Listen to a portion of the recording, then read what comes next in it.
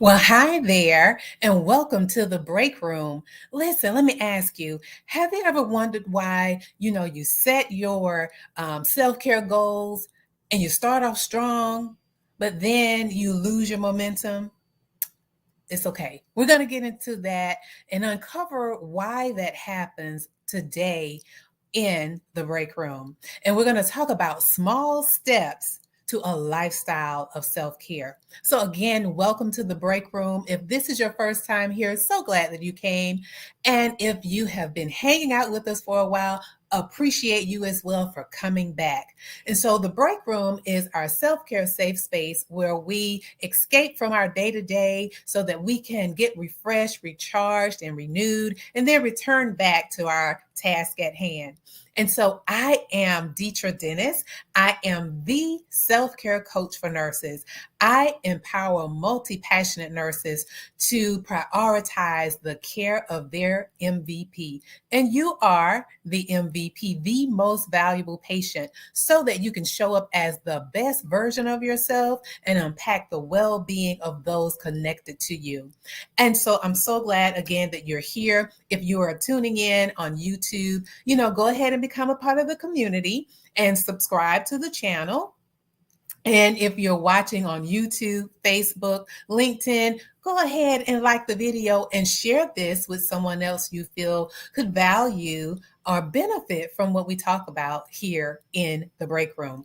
So again, going back to the small steps to a lifestyle of self-care. And I want to go back as well to that question. Why are we yo-yoing, if you will, when it comes to our goals? We start off strong and then we pause. We start off strong and then we pause. So there are three reasons, well, three that we're going to highlight today that may contribute to that yo-yo behavior, right? So the first one, we may be overwhelmed. Do you get overwhelmed when it comes to setting those goals? And I know for me, when I get overwhelmed with things, it's like, okay, forget it. And, you start off again strong. And then after a while, maybe a few weeks, and if we want to be honest, it could be, a few days. And you're like, okay, I'm just going to go back to my old way of doing things. Okay, raise your hand in the chat if that's you. The second one is that you get frustrated because if you don't see, immediate shifts in your lifestyle behaviors or changes or things of that nature, it's like, okay, you know what? I don't see anything. So I'm just going to go back to my old way of doing things. So being overwhelmed and getting frustrated. And then the last one is that we freeze.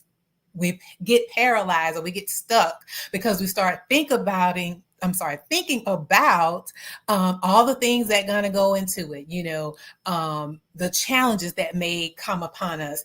And, what comes to mind is what we talked about, the perfectionism, or being a perfectionist when it comes to setting things. We talked about this in the all or nothing thinking as a multi-passionate nurse, and I'll leave the link to that in the description.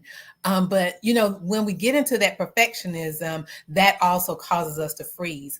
One other thing, that comes to mind when I think about, what causes us to have that yo-yoing or really not sticking to our goals is that, part of when we get overwhelmed and we're stressed out and distracted, what happens, the brain center, the amygdala part of our brain, the fight, flight, or freeze part of our brain center is activated.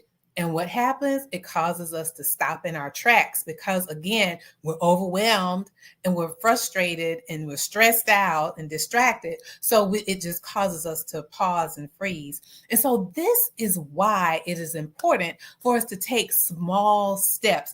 And I think many times it is underestimated the power that is in taking small steps. So, and the song that came to mind as I was preparing for this was Bobby Brown, Every Little Step I Take. Yeah, take those small steps, right? The importance of doing that. And so a small step, I want to have a little history lesson, just a very small one. So, because I wanted to know how did the small step concept or method or principles came about.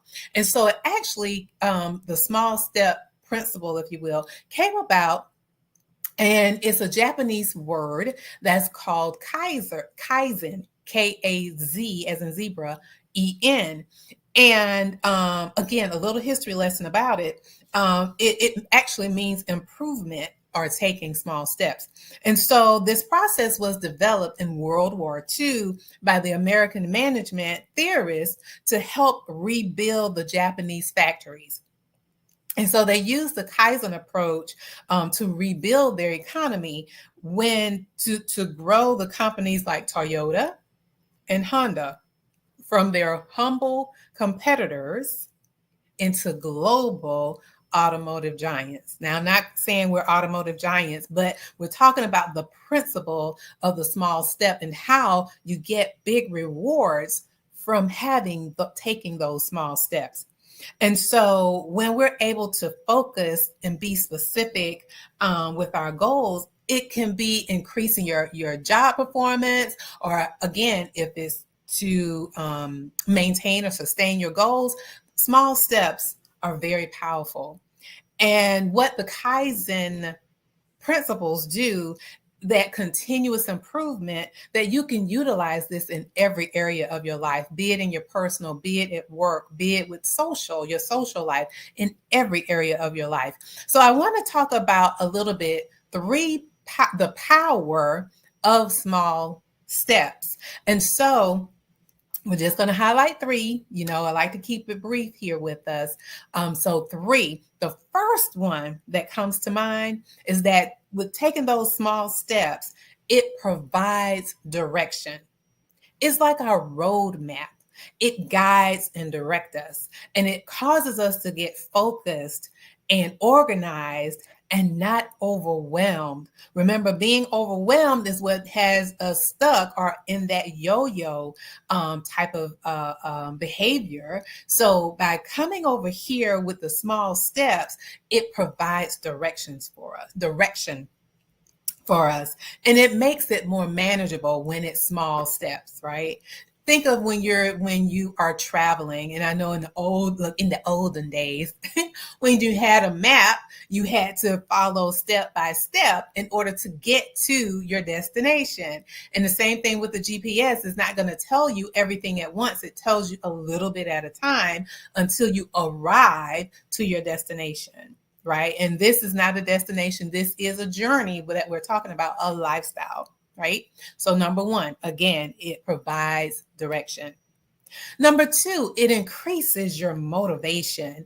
And so when you have small wins, listen, it's a sense of progress when you see that small step and you've been able to, again, win in that particular area by taking that small step.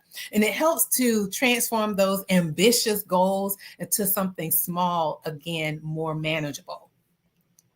And then the third one is it enhances our self-esteem.